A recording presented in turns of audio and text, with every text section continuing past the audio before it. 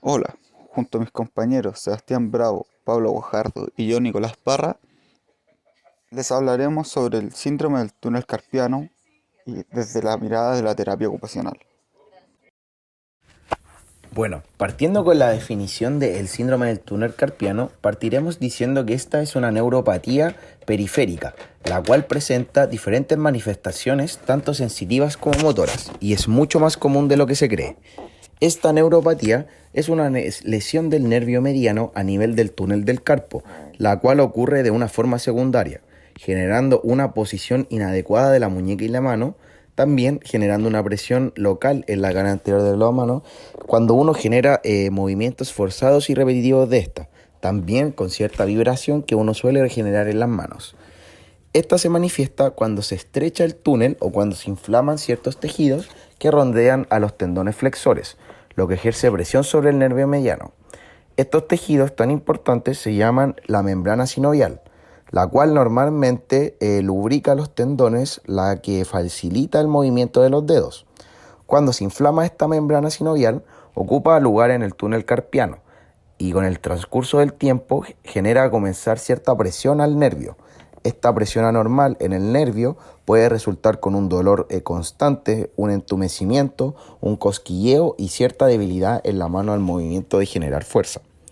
El síndrome del túnel carpiano, como decía anteriormente, es mucho más frecuente en los profesionales y en la mano dominante y puede estar relacionada con otras afecciones, como serían lesiones ocupantes del espacio, enfermedades del tejido conectivo, enfermedades reumatológicas, como por depósitos de microcristales en las diferentes infecciones, en enfermedades metabólicas y endocrinas, en las lesiones iatrogénicas y misesaléneas, como puede ser el embarazo, la amiloidosis, la diálisis y las fracturas. Y no debemos pasar también por alto el grupo de enfermedades relacionadas con diferentes profesiones, entre ellas como los carniceros, los deportistas, las secretarias o los mecanógrafos.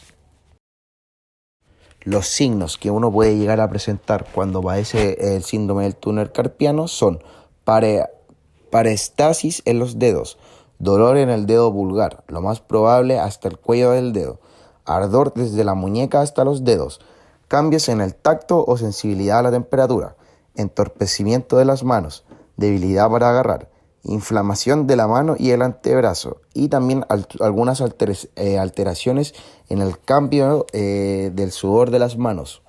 Comienza a ser mucho más constante. Principalmente los síntomas son de larga evolución, suelen ser mucho también más frecuentes en las noches.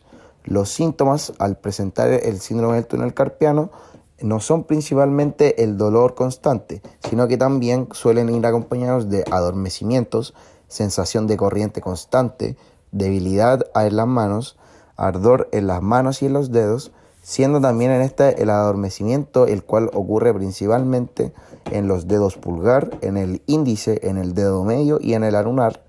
Estos síntomas pueden aparecer mediante actividades de la vida diaria, como leer algún libro, escribir en el computador, conducir, etc. En algunos casos, las personas que suelen tener síndrome del túnel carpiano dicen y se nota una disminución de la fuerza del puño, junto a la torpeza al momento de tener que agarrar algún objeto. En casos ya más graves, puede existir pérdida completa de la sensibilidad y los músculos de la eminencia tenar dejan de responder a los llamados. También suelen aparecer síntomas del síndrome del túnel carpiano en el embarazo. Varios factores se asocian con el síndrome del túnel carpiano. Aunque no causen directamente el síndrome del túnel carpiano, pueden aumentar el riesgo de irritación o daño al nervio mediano. Algunos de ellos son los siguientes: factores anatómicos. Una fractura o dislocación de muñeca o una artritis que deforme los pequeños huesos de la muñeca pueden alterar el espacio dentro del túnel carpiano y ejercer presión sobre el nervio mediano.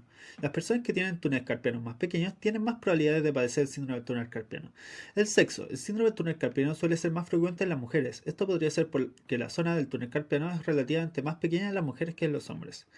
Afección que provocan lesiones a los nervios. Algunas enfermedades crónicas, como los diabetes, aumentan el riesgo de lesión a los nervios, incluida la lesión al nervio mediano. Afecciones inflamatorias. La artritis reumatoide y otras afecciones que tienen un componente inflamatorio pueden afectar al revestimiento alrededor de los tendones de la muñeca y ejercer presión sobre el nervio mediano.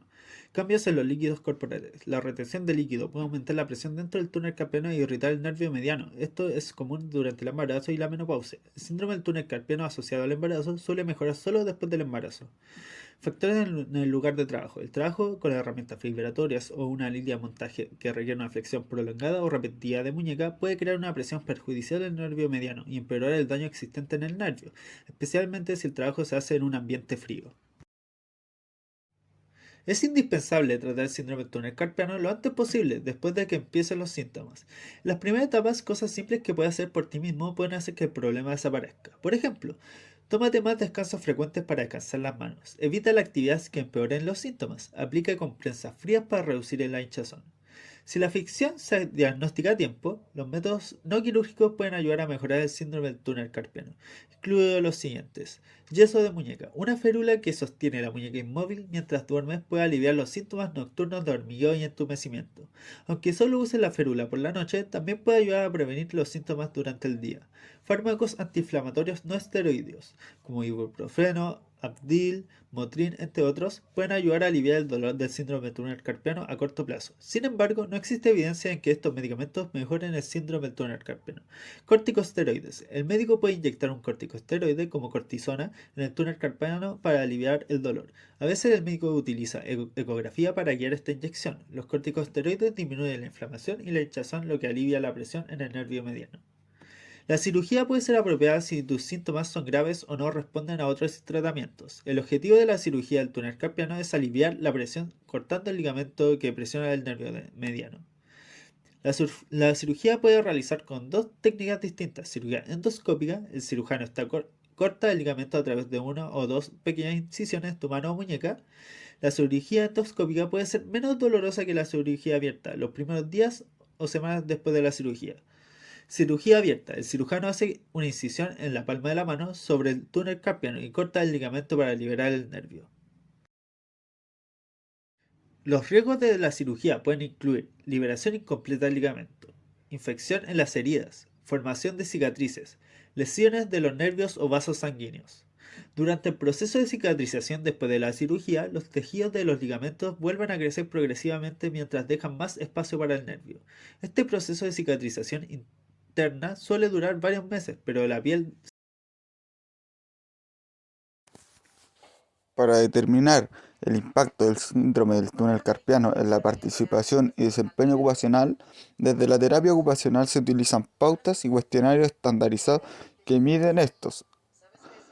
El impacto del síndrome del túnel carpiano dependerá del grado de lesión o de inflamación, además de la implementación de tratamientos a tiempo que ayudan a prevenir y disminuir síntomas y efectos extremos.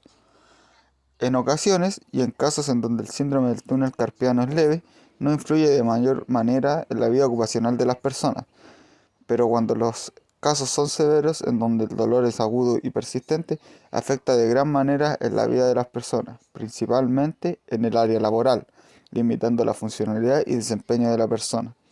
En otros casos, en donde el dolor y la persistencia son mayores, llega a limitar las actividades instrumentales de la vida diaria de la persona, como también las actividades de ocio y tiempo libre.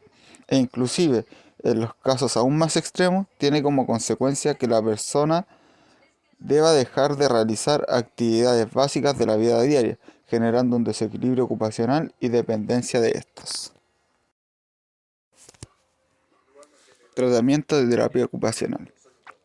Desde la terapia ocupacional, la intervención en este tipo de patología va desde férulas u órtesis de reposo para los usuarios hasta la intervención de rehabilitación y prevención a través de ejercicios, adaptaciones y ayudas técnicas para disminuir y prevenir los efectos negativos del síndrome del túnel carpiano.